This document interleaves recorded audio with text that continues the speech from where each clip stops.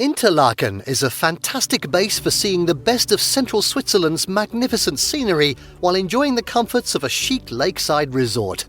Tourist attractions are all around it, with boat tours on lakes Thun and Brienz at either side of the town and thrilling train and funicular rides to the spectacular surrounding mountain peaks.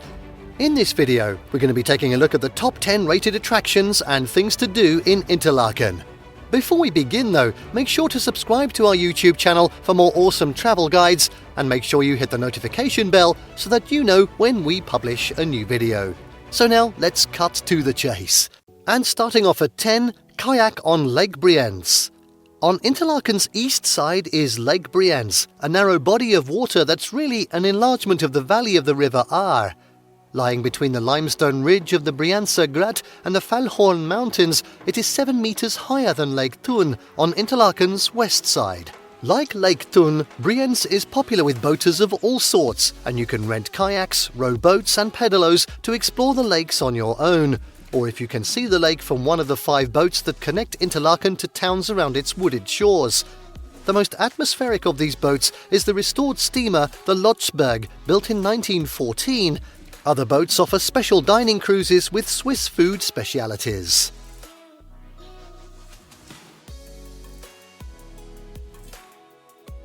At 9, cruise on Lake Thun. On the west side of Interlaken is Lake Thun, a long, narrow lake surrounded by mountains.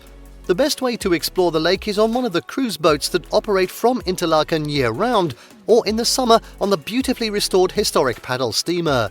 At the western end of the lake you can shop in Thun with its medieval old town and lakeside castle with a striking keep that overlooks the lake.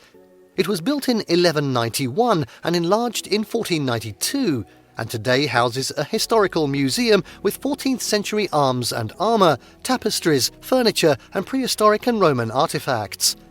Other castles and several Romanesque churches are in villages that dot the shore of Lake Thun. Schloss Schadau, easy to spot right on the water, is a smaller replica of Château Azay-le-Rideau on the Loire in France.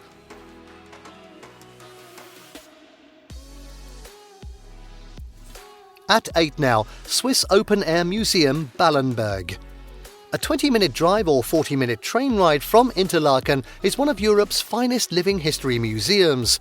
Ballenberg spreads across 124 acres of alpine countryside in a series of village and farmstead groups representing different Swiss regions and their traditional ways of life. Historic houses, barns, shops and other buildings were brought here from their original sites, with their furniture, decorations, utensils and implements. Old crafts and traditional customs are revived here, and in a visit you may see everything from wood carving and cooperage to lace and cheese-making demonstrations. The homes represent all styles, from the most modest cabins and rustic farmhouses to elegant homes of the well-to-do, but the focus is on how people lived, how they produced their own goods, and how they traded and shared within their communities. Special exhibits may examine one facet of life in detail, such as child labour on farms or a particular craft and its evolution. You could easily spend an entire day seeing all the buildings and exhibits in this fascinating look back in time. Ask at the Interlaken Tourist Office for information on packages that include boat and bus travel from Interlaken to Ballenberg.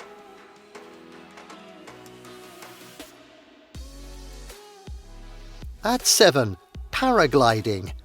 You won't be in Interlaken long before you'll see the bright-coloured parachutes of paragliders in the sky or landing in Höhematte Park. Flying through the alpine air with a 360-degree panorama of the snow-covered Alps above the lakes and lush green meadows is an unforgettable experience. I'm sure it is. It's no wonder it is one of the most popular things to do in Interlaken. Really? You'll have your choice of several paragliding outfitters, and if this is your first flight, you will be paired with an experienced guide. Taking to the air is simple. I'm sure it is. From a mountainside slope, you simply run downhill until the wind lifts you off the ground. Sure, the mountains are all around, and Interlaken stretches below as you glide. Those who prefer their aerial adventures a little closer to the ground, yes, that's me, can find thrills at Interlaken Ropes Park, where zip lines, swings, wooden bridges and rope courses provide fun for families in a forest setting.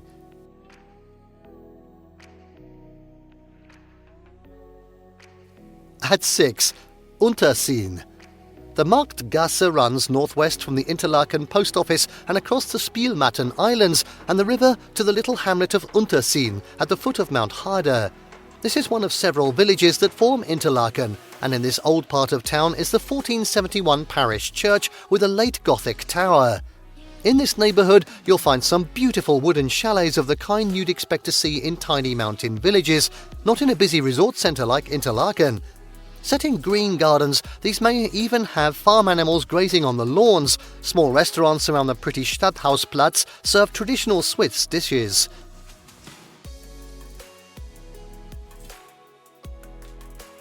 At 5 now, St. Beatus Caves and Waterfalls. More than 1 kilometre of walkways lead through the chambers and passageways of the hillside St. Beatus Caves, where legend holds that a dragon took shelter when hunted by the monk, Beatus, whose hermitage was nearby. But the geology is no legend, and you can tour these underground caverns to see mirror lakes, underground waterfalls, stalactites and stalagmites, of course, accompanied by a guide or at your own speed using a descriptive app. The entire area is quite beautiful, with a series of waterfalls cascading down the cliffs. You can get here by bus from Interlaken, or by boat from Interlaken West Station, but it's quite a steep climb from the lake to the caves. St. Beatus Caves regularly hosts interesting events like concerts and candlelit raclette dinners, so check the calendar to see what's coming up during your trip.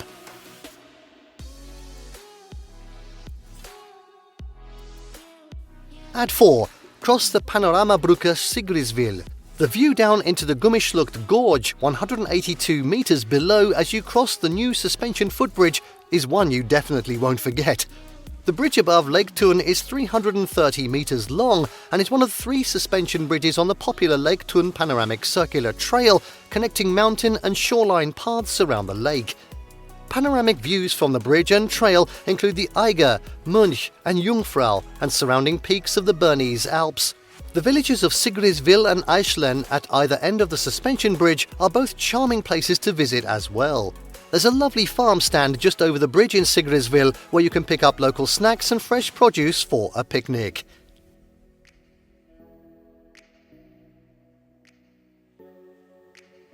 At 3, hike the Schynige Platte trails.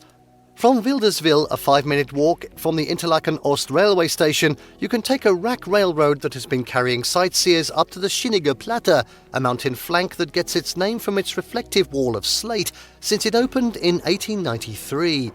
The hour-long ride is a series of ever-changing alpine panoramas, and at the top you'll find one of the finest panoramic views of the Alps, encompassing the Eiger, Mönch and Jungfrau peaks as well as Lake Thun. The views get even better from the trails that begin at the top. The easiest of these, with a succession of spectacular views, is the 45-minute hike to the Dauber viewpoint. Lake Thun lies far below, surrounded by snow-capped peaks. Take a picnic and savour the moment before continuing the rest of the loop, bringing you back to the Schynige Platte station. The Oberburghorn Trail continues from the Dorp viewpoint, making an even longer, about 3 kilometres, loop along a mountain ridge with 360-degree views. This easy-to-moderate trail is fairly level, and the views are even better than the shorter loop.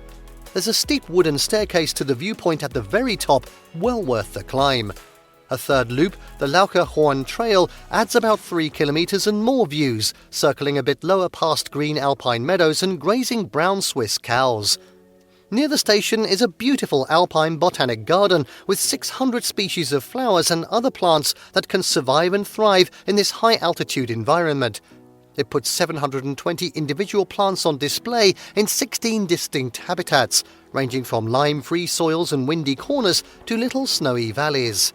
If you're lucky, there may be locals playing traditional Swiss Alp horns at the Schynige Platte station.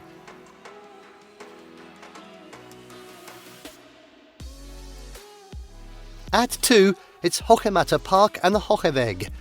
An area of 14 hectares in the heart of Interlaken that belonged to the Augustinian convent was acquired in 1860 by a group of 37 hotel owners and private citizens to be left as an open space, a remarkable example of far-seeing town planning. Though its length runs the Höheweg, a splendid avenue between the east and west rail stations that affords a magnificent view of the Jungfrau, surrounded by hotels and flower beds.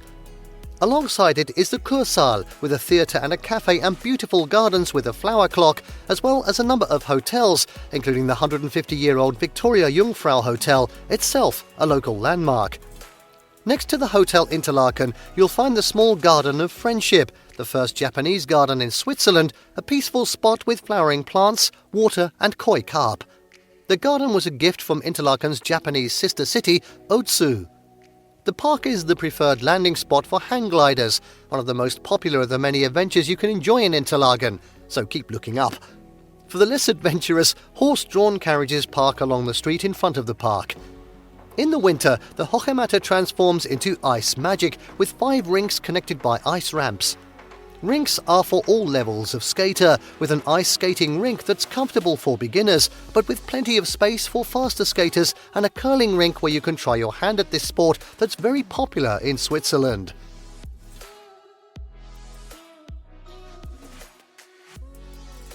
And finally, at number 1, Harder Kulm. After making the journey to Interlaken, stretch your legs out on the Harder, a 1,322-metre mountain that overlooks the resort town and its sparkling lakes. It's possible to hike to the summit via a steep path from the Harderbahn station, but unless you're an avid trekker, you might be better off saving your energy and zipping to the Harder Kulm station on a century-old funicular in just 10 minutes. The near vertical railway incline will make you appreciate you took the ride instead of hoofing up on foot. From there, you can start your walk on a short uphill brick path with magnificent views of the scenery. It's hard not to smile when you see the whimsical wooden statues of people yodeling in traditional mountain garb and waving the red and white Swiss flags that flank the walkway. Plus, they make postcard-worthy photo subjects. At the end of the brick path, bear right to begin the Harder Kulm circular path. The hour-long hike takes you through a shady mountain forest where morning mist hovering over the moss and leaves creates a dreamy atmosphere. The trail eventually opens up to an expansive panorama of Lake Brienz, Lake Thun and the Alps before taking you back to the trailhead. It's the perfect introduction to the adventure capital of Europe. It's worth taking the hike shortly before lunchtime because the trail drops you right off in front of the castle-like Harder Kulm Panorama restaurant, where you can fuel up with cheese fondue, potato rosti, grilled meats and alpine-style macaroni. From here, you can also stand atop the Zweitziensteg viewing platform and snap the perfect Interlaken selfie. Just look out though, look down as well. The glass bottom floor will give you another vantage of the lakes below. And for me, a good reason to get off the bridge. Want to see some of the local animals who make this landscape their home? Swing by the Alpine Wildlife Park near the base of their Harderbahn. The free zoo gives tourists the chance to get up close to stately ibex and fuzzy marmots, whatever they may be.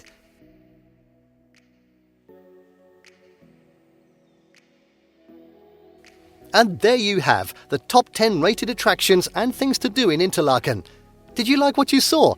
Let us know in the comments down below.